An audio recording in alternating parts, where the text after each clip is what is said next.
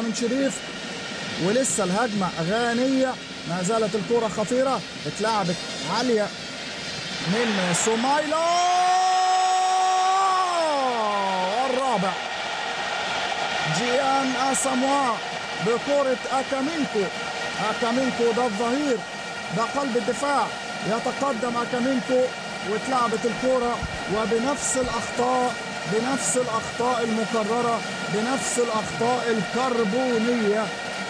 ضغط في بداية الشوط الأول يسفر عن هدف مبكر، ضغط في بداية الشوط الثاني يسفر عن هذا الهدف من أكامينكو إلى مونتاري ثم إلى رأس جيان أساموا، والهدف الرابع لمنتخب غانا.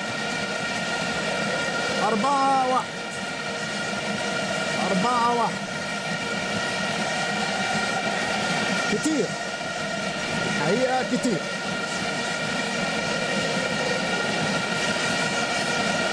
يعني لابد من وضع حد أولا لهذه الأخطاء الدفاعية.